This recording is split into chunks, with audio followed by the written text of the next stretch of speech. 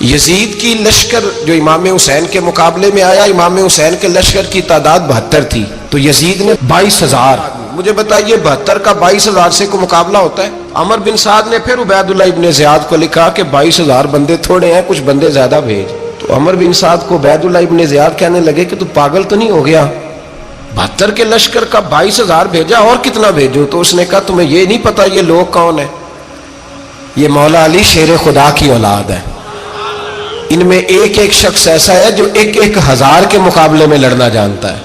تو یہاں کمزوری دکھائی جاتی ہے. ہمارے بچے سمجھنے لگے ہیں کہ یہ شاید کوئی ایسی داستان ہے، اور اس طرح کا ماحول ٹی وی پہ میں دیکھ رہا تھا، اس طرح کا ماحول بنایا جاتا ہے جیسے کوئی خوف ہے. یعنی واقع کربلا کوئی ایسا واقعہ جسے دیکھ کے خوف طاری ہو جائے، بچے راتوں کو ڈرے. وہ اکیلے درخت دکھائے جا رہے ہیں اور تیر دکھائے جا رہے ہیں. او یار کیا قوم کی تربیت کر رہے ہیں؟ واقع کربلا حوصلے کا نام ہے، دلیری کا نام ہے. سنیں بات اصل میں کیا تھی، بڑے ٹھنڈے دماغ سے میری بات کو سمجھیے گا. حضرت مولا علی شیر خدا کے بعد مسلمانوں کے متفقہ امیر بنے تھے حضرت امیر معاویہ. انہیں امیر کس نے بنایا تھا؟ امام حسن نے، حضرت علی کے بڑے صاحبزادے. حضرت امام حسن نے ان سے صلح کی، انہیں خلافت دی. اور صحیح بخاری میں نبی پاک نے فرمایا تھا میرا بیٹا حسن سردار ہے، جب مسلمانوں کی جماعتوں میں لہو بہ جائے گا تو حسن ان کی صلح کرا دے گا. وہ صلح امام حسن نے کرائی، جناب امیر معاویہ امیر بن گئے. حضرت امیر معاویہ رضی اللہ تعالیٰ عنہ بڑا پیار کرتے تھے نبی پاک سے، بڑا احترام کرتے تھے حضور کے خاندان کا. ان کی جو اجتہادی خطائیں ہیں وہ اپنی جگہ پہ موجود ہیں. چونکہ امام حسن نے ان سے صلح کر لی، لہذا ہم بھی ان کے بارے میں کوئی جملہ کہنے کے مجاز، ہماری مجبوری امام حسن ہے. اس لیے کہ جسے امام حسن صحیح کہے پھر امام حسن کے ماننے والے کو اسے غلط نہیں کہنا چاہیے. حضرت امیر معاویہ رضی اللہ تعالیٰ عنہ کا جب وصال ہوا تو حضرت امام حسن پہلے ہی ان سے وصال کر گئے، آپ کو زہر دے دیا گیا، آپ شہید ہو گئے. امام حسین موجود تھے. تو یزید کے بارے میں لوگوں نے کہا جناب امیر معاویہ سے کہ یہ ٹھیک ہے، مناسب ہے اور بہادر ہے، دلیر ہے، وہ جو ہوتے ہیں نا خوش آمدی ٹولہ. تو حضرت امیر معاویہ کے گرد بھی کچھ ایسے لوگ تھے، انہوں نے آپ سے کہا کہ یزید کو نامزد کر دے. تو آپ نے یزید کو بلایا، حوالہ مجھ سے دیکھ لیجئے گا. بلا کے فرمایا کہ 3 بندوں کے سامنے اپنی خلافت پیش کرنا، اگر وہ تجھے مان جائیں تو امیر بن جانا، نہ مانے تو چپ کر کے گھر بیٹھ جانا. وہ 3 بندے کون ہیں؟ جناب عبداللہ ابن عباس، حضرت عبداللہ بن زبیر اور امام حسین رضی اللہ تعالیٰ عنہ. یہ وصیت فرمائی جناب امیر معاویہ. ہوا یہ کہ یزید جب امیر بنا نا، 2-3 چیزیں ہوتی ہیں جب کسی بندے کو قابو کرنا ہوتا ہے، 2-3-4-5 چیزیں ایسی ہوتی ہیں جس سے بندہ قابو آتا ہے. تو اس نے بھی فوری طور پہ، یزید نے دیکھا میرے لیے مسئلہ کیا بن سکتا ہے. ولید بن عتبہ اس وقت مدینے کا گورنر تھا. یزید نے اس کو خط لکھا کہ امیر عرب کا رواج آج بھی ہے کہ جب تک نئے خلیفہ کی بیعت نہیں ہو جاتی پرانے کے انتقال کی خبر ہی نہیں دیتے، اس کو رکھے رکھتے ہیں. یہ ان کا طریقہ ہے. وہ کہتے ہیں کہ ولی عہد اچھی طرح قبضہ کر لے پھر بتائیں گے. حضرت امیر معاویہ کا وصال ہو گیا، بتایا نہیں. یزید نے اب کیا کیا، چونکہ بڑا چلاک آدمی تھا، بڑا شاطر تھا، بڑا تیز تھا، اس نے ولید کو خط لکھا. کہنے لگا کہ فوری طور پہ عبداللہ ابن عباس کو بلاؤ، ان سے کہو میری بیعت کریں. یہ جو بیعت ہوتی تھی نا، یہ بھی سن لے کیا ہوتی تھی. یہ بیعت حلف ہوتا تھا کہ میں اللہ رسول کے نام پہ حلف دیتا ہوں کہ میں یزید کی اطاعت کروں گا، میں اس کے خلاف کوئی بغاوت نہیں کروں گا. یہ بیعت لوگ سمجھتے ہیں کہ بس ہاتھ پکڑنے کا نام بیعت تھا. اس بیعت کا متبادل جمہوری ملکوں کے اندر ووٹ آیا ہے. تو کہا بیعت کرے. حضرت عبداللہ ابن عباس کو بھی بلاؤ، عبداللہ بن زبیر کو بھی بلاؤ، امام حسین کو بھی بلاؤ. امام حسین آدھی رات کے وقت بیٹھے تھے مسجد نبوی میں، چونکہ 5 نمازوں کی آپ امامت کرتے. امام حسین نماز پڑھا کے شاہ کی بیٹھے تھے جناب عبداللہ بن زبیر. عبداللہ بن زبیر کون تھے؟ یہ نبی پاک صلی اللہ علیہ وسلم کی پھوپھی پوتے تھے اور جناب صدیق اکبر کے نواسے تھے حضرت عبداللہ بن زبیر. اور جناب زبیر بن عوام عشرہ مبشرہ صحابی ہیں، ان کے بیٹے تھے. بہت زیرک آدمی تھے. یہ بھی امام حسین کے پاس بیٹھے تھے. عبداللہ ابن عباس بھی تھے جو حضور کے چچا کے بیٹے ہیں، اس امت کے پہلے مفسر ہیں قرآن پاک. یہ لوگ بیٹھے تھے. تو ولید نے ایک بندہ بھیجا، اس نے آ کے کہا جناب آپ کو گورنر صاحب نے بلایا ہے. تو عبداللہ بن زبیر کہنے لگے حسین اس وقت بلانے کی بات سمجھ میں نہیں آئی. تو امام حسین بڑے بصیرت والے تھے، اللہ نے بصیرت دی تھی. کہنے لگے عبداللہ آپ کو سمجھ نہیں آئی، مجھے سمجھ آ گئی ہے، امیر معاویہ وصال کر گئے اور یہ ہمیں جو بلایا گیا ہے نا، یہ یزید کی بیعت کے لیے بلایا گیا ہے. تو کہا پھر آپ آدھی رات کو نہ جائیں، آپ کے لیے خطرہ ہوگا۔ تو امام حسین فرمانے لگے خطرہ حسین کو نہیں ہوتا۔ نہیں، کہا پھر بھی آپ مہربانی کریں ذرا احتیاط سے جائیں۔ تو جناب عبداللہ ابن زبیر نے، عبداللہ ابن عباس نے 14 بندے نیزے دے کے، تلواریں دے کے امام حسین کے ساتھ بھیجے اور کہا کہ امام حسین اگر اس نے کوئی غلط ملت بات کی نا، زبردستی بیعت کرنے کا کہا، تو آپ بس کوئی ایک بات اونچی آواز میں کر دینا، یہ سپاہی پیچھے آ جائیں گے۔ امام حسین ان 14 بندوں کو لے کے گورنر ہاؤس پہنچ گئے۔ جب آپ وہاں پہنچے، اس نے بتایا، اس نے کہا جی حضرت امیر معاویہ انتقال کر گئے اور آپ نے یزید کی بیعت کرنی ہے۔ تو امام حسین فرمانے لگے میں چھپ کے بیعت نہیں کروں گا، مجمع لگاؤ، جمعے والے دن اعلان کرو، جو طریقہ ہے حضرت ابوبکر صدیق کا، جو طریقہ ہے حضرت عمر فاروق کا، جو انداز حضرت عثمان غنی کا ہے، جو مولا علی کا ہے، سر عام اعلان کرو، اگر ساری دنیا یزید کی بیعت کرے گی تو میں بھی تیار ہوں۔ تم مجھ سے بیعت لے کے پھر لوگوں کو بتانا چاہتے ہو کہ حسین بیعت ہو کر رہے ہیں، تو تم کیوں نہیں کر رہے؟ میں عام آدمی نہیں ہوں، لہذا چھپ کے بیعت نہیں کرتا۔ جب یہ بات کی نا تو ولید بڑا نرم دل تھا اور امام حسین کی شان کو جانتا تھا، وہ جانتا تھا یہ نبی پاک کا خاندان ہے۔ اس نے کہا جی مجھے تو حکم تھا، باقی آپ حضور کے نواز ہیں، میں کر کچھ۔ وہاں ایک بڑا بدبخت شخص بیٹھا تھا، عبد الملک بن مروان، وہ ولید سے کہنے لگا کہ اگر حسین آج تمہارے ہاتھ سے نکل گئے تو تمہارے لیے بہت بڑا مسئلہ کھڑا ہو جائے، انہیں جانے نہ دینا، یا بیعت کراؤ یا ان سے کہو جنگ کے لیے تیار ہو۔ تو امام حسین رضی اللہ تعالیٰ عنہ کے کانوں میں آواز گئی تو فرمانے لگے ابن مرجانہ، اگر تیرے اندر جرت ہے تو آ سامنے حسین کے، اس کے کانوں میں باتیں نہ کر، کانا پھوسی نہ کر، باہر آ میدان میں، شرارت نہ کر، باہر آ، میں تمہیں ابھی بتاتا ہوں کہ حسین سے مقابلہ کرنے کا انجام کیا ہے۔ یہ کہہ کہ امام حسین باہر نکلے، اپنے بھائی محمد بن انفیہ کو بلایا، عبداللہ بن زبیر، عبداللہ ابن عباس، ڈھیر سارے لوگ اکٹھے ہو گئے۔ فرمایا یہ معاملہ ہے، اب کیا کرنا ہے؟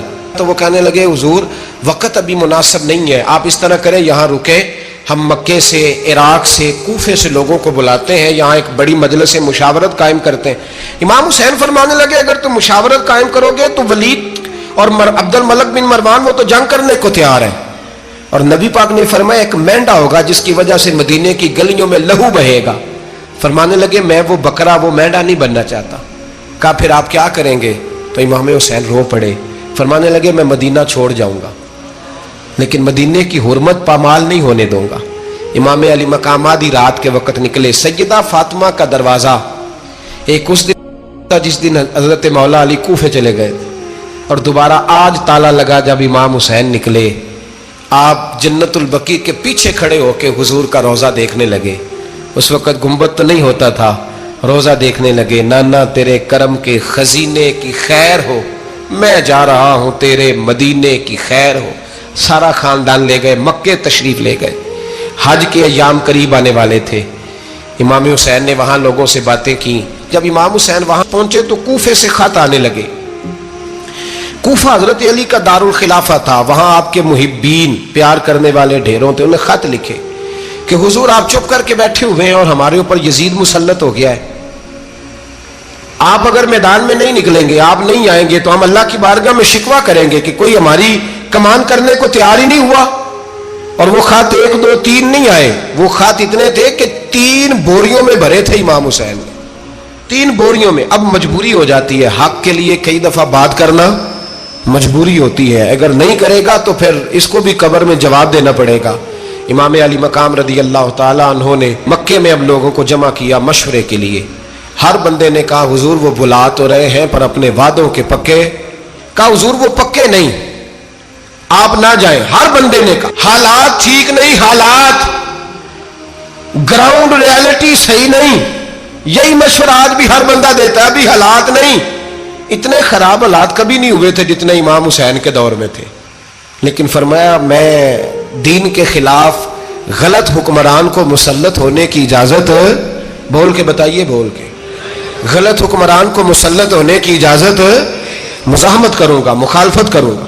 امام کہنے لگے کوئی بات نہیں، وہ میرے ساتھ چلے نہ چلے لیکن میں کوفے جاؤں گا، وہ لوگ میرے ساتھ کھڑا ہونے کو تیار ہے تو وہ جھوٹ ہے یا سچ ہے پر میں چلوں گا۔ جب امام علی مقام نے اصرار فرمایا تو جو آپ کے قریبی صحابہ کرام کی اولادیں تھی ساری، یہ بھی اب بیماری ہے، کچھ لوگ کہتے ہیں جی صحابہ نہیں ساتھ چلے، تو میں کہتا ہوں اہل بیت نبوت کے تو کل افراد 21 تھے، تو 72 میں باقی اولادیں کس کی تھی؟ وہ ساری صحابہ کی اولادیں تھی، وہ سارے. پتہ نہیں کیوں اس طرح کا فلسفہ بیان کیا جاتا ہے جس میں حالات خراب ہو. حضرت سیدنا امام علی مقام کو جب بہت زیادہ کہا گیا نا تو امام حسین رضی اللہ تعالیٰ انہوں نے فرمایا چلو میں ایک کام کرتا ہوں، مسلم بن عقیل کو بھیجتا ہوں. حضرت علی کے بھتیجے ہیں، امام حسین رضی اللہ تعالیٰ عنہ کے چچا کے بیٹے ہیں حضرت عقیل کے صاحبزادے مسلم بن عقیل. بڑے سمجھدار آدمی تھے، معاملہ فہم تھے، بڑے جری تھے. اتنا زبردست مشورہ کم لوگ دیتے ہیں جتنا حضرت مسلم بن عقیل دیتے تھے. ان کو بھیجا گیا کوفے. اب اس میں بڑی تفصیل ہے، وہ اپنے 2 بچے بھی لے گئے. جب وہ کوفے پہنچے نا تو کوفے پر جناب نعمان بن بشیر کی حکومت تھی. آپ گورنر تھے اور اہل بیت سے بڑی عقیدت رکھنے والے، نرم رویہ. عبید اللہ ابن زیاد کوفے کا گورنر نہیں تھا، یہ کسی اور علاقے کا تھا. جب آپ وہاں پہنچے تو نعمان بن بشیر نے دیکھا کہ حضرت مسلم بن عقیل آئے ہیں تو لوگ دوڑے ان کی بیعت کرنے، بھاگے. اتنے لوگ جمع ہوئے کہ ایک دن میں 17,000 آدمی نے بیعت کر لی. کتنے بندے جی؟ 17,000 آدمی ایک دن آیا. اب وہ جو امام مسلم بن عقیل کے وہاں نعرے لگانے والے تھے کہنے لگے حضور یہ پہلے دن کی کارکردگی ہے، 2-4 دن میں دیکھیے کیا ہوتا ہے. 2-4 دن میں کیا ہوا؟ 40,000 آدمی نے بیعت کر لی. اب وہ 40,000 بندہ تیار ہو گیا. ادھر سے جو یزید کے وفادار تھے انہوں نے خط لکھا یزید کو کہ تو نے بڑا نرم آدمی گورنر بنایا ہے اور 40,000 بندہ چلا گیا حسین کی طرف. اگر ایک دن مسلم بن عقیل اور رہے تو جو تمہارا گورنر بیٹھے ہیں نا جناب نعمان بن بشیر، ان کو گورنر ہاؤس سے نکال کے مسلم بن عقیل قبضہ کر لیں گے. تو چپ کر کے بیٹھا ہے. یزید بڑا تیز تھا، اس نے ایک آدمی گھوڑے پہ دوڑایا. عبید اللہ ابن زیاد ایک اور علاقے کا گورنر تھا پر بڑا ظالم سا بدماش تھا، بڑا سخت گیر آدمی تھا. اس کو کہا کہ تو پہلے ایک صوبے کا گورنر ہے، جا تجھے دوسرا صوبہ بھی دیا. اس طرح کار فوری طور پہ کوفے پہنچ اور جا کے مسلم بن عقیل کو گرفتار کر، جو آدمی ان کا ساتھ پھر بھی دے اسے قتل کر دے. اس نے کیا کیا؟ وہ آدھی رات کو آیا، منہ چھپایا، جبہ پہنا. لوگ سمجھے امام حسین آ گئے. بہت سارے لوگوں نے اس کے نعرے بھی لگائے. وہ چپکے سے داخل ہوا اندر اور چپکے سے داخل ہو کے اس نے سب سے پہلا کام یہ کیا کہ نعمان بن بشیر رضی اللہ عنہ کو معزول کیا، کوفے کے گورنر ہاؤس پہ قبضہ کیا. پھر اس نے اسی وقت سوئے ہوئے سرکردہ لوگ، جس طرح ایک گاؤں کا چودھری دوسرے کا محلے میں قبیلوں کے جو لوگ تھے چودھریوں کو بلایا، کچھ کو سزائیں دی، کچھ کو سخت کہا، کچھ کو ان کے عیب گنوائے کہ وہ تمہارا فلانا مسئلہ پھر خراب کر دوں گا. بلیک میل کیا. صبح ہونے تک حالات اگر تم نے میرے قابو میں نہ کیے تو یاد رکھنا بڑا مشکل ہوتا ہے حق پہ کھڑا ہونا. بڑی چیزیں لوگوں کو یاد آتی ہیں، اللہ جانتا ہے. پہلے کچھ ہوتا ہے، بعد میں معاملہ کچھ ہوتا ہے. حضرت مسلم بن عقیل کے ساتھ جس دن عبید اللہ ابن زیاد آیا 40,000 کا لشکر تھا. اگلے دن صبح ہوئی، اگلے دن تو یہ حال ہو گیا کہ آپ جب کوفے کی جامع مسجد میں زور کی نماز کے لیے گئے تو 5-7 ہزار آدمی نماز پڑھنے آیا. اور جب مغرب کا وقت آیا تو لوگوں نے چند ہزار لوگ رہ گئے، نماز کی نیت باندھی. توجہ کرنا میری بات پہ، ایک مسئلہ بھی سمجھ میں آئے گا. لوگوں نے نماز کی نیت باندھی تو حضرت مسلم بن عقیل امامت کر رہے ہیں، ہاتھ باندھے ہوئے ہیں. تو بہت سارے لوگوں نے پیچھے ہاتھ چھوڑ دیے. ایک بندے نے دوسرے سے پوچھا وہ ہاتھ کیوں نہیں باندھتے؟ کہنے لگے اگر عبید اللہ ابن زیاد کے کسی بندے نے دیکھ لیا نا تو ہم اسے کہیں گے ہم تو نماز پڑھ ہی نہیں رہے تھے، ویسے ہی کھڑے تھے، ہاتھ ہی نہیں باندھے سرے سے. جب نماز کی امامت باندھی تو 10-11 صفیں تھیں. جب مسلم بن عقیل رضی اللہ تعالیٰ عنہ نے سلام پھیرا تو پیچھے بندہ ہی کوئی نہیں تھا. حضرت مسلم بن عقیل کو گرفتار کیا گیا. عرب کا رواج تھا دشمن کو سخت سزا دیں تاکہ باعث عبرت بنے. بہت اونچا مینار تھا کوفے کا گورنر ہاؤس کا، اوپر لے جا کے جناب مسلم بن عقیل کو زمین پہ گرایا گیا. اور جب وہ شہید ہو گئے تو شہید ہونے سے ایک رات پہلے وہ خط لکھ چکے تھے امام حسین کو کہ آپ آ جائیں، حالات بڑے اچھے ہیں. خط ملا تو امام حسین مکے سے کوفے کی جانب چل پڑے. امام علی مقام رضی اللہ تعالیٰ عنہ جب چل پڑے تشریف لا رہے تھے تو رستے میں فرزق شاعر ملا، بڑا محب اہل بیت تھا. رستے میں ملاقات ہوئی، اللہ اکبر، حضرت مسلم بن عقیل جب گرایا شہید ہو گئے تو پھر اس نے اس طرح کیا کہ آپ کی لاش کو لٹکا دیا چوک میں.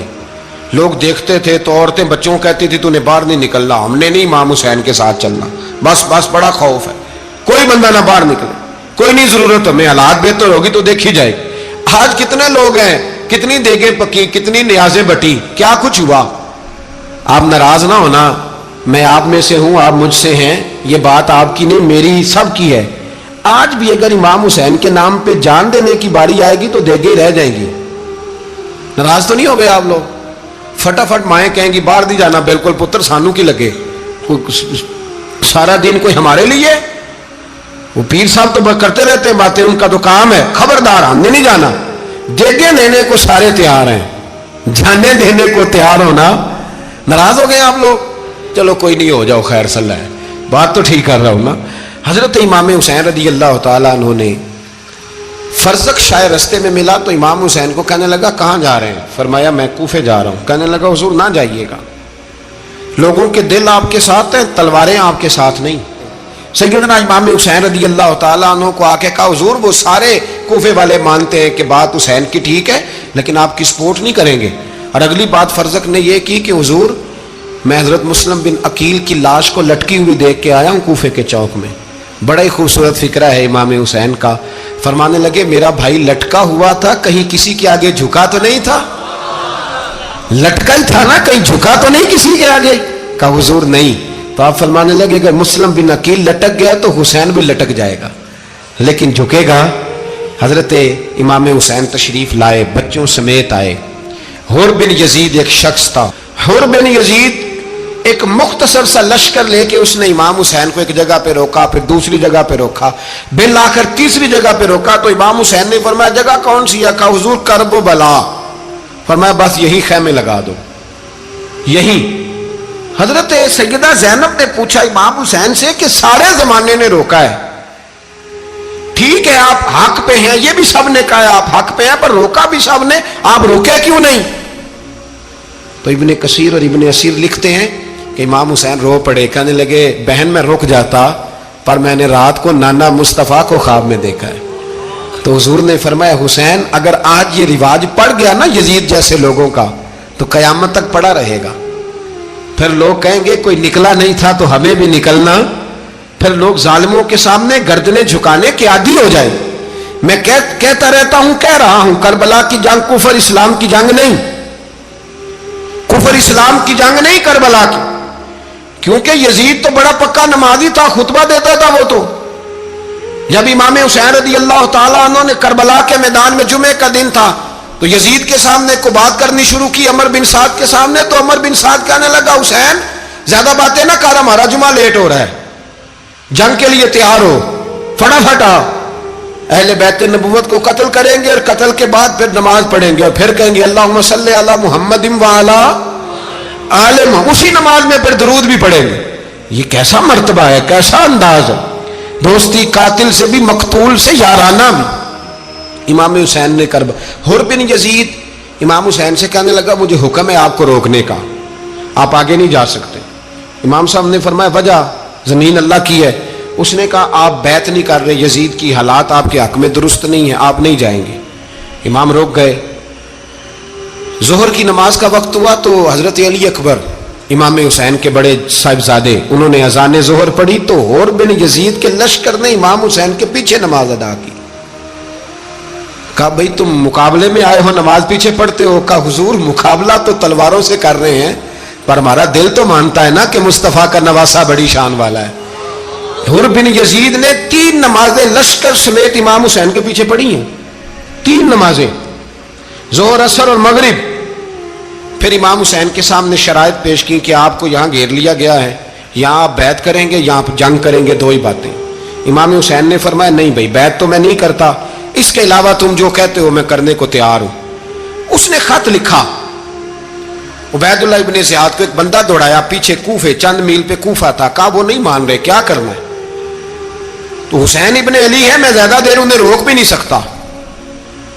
انہوں نے پیغام دیا حر بن یزید کو کہ کرنا کچھ بھی نہیں, ان کا پانی بند کر دو, بلیک میل کرو, کھانا پانی نہیں ملے گا, چھوٹے چھوٹے بچے ہیں, خود ہی مان جائیں گے.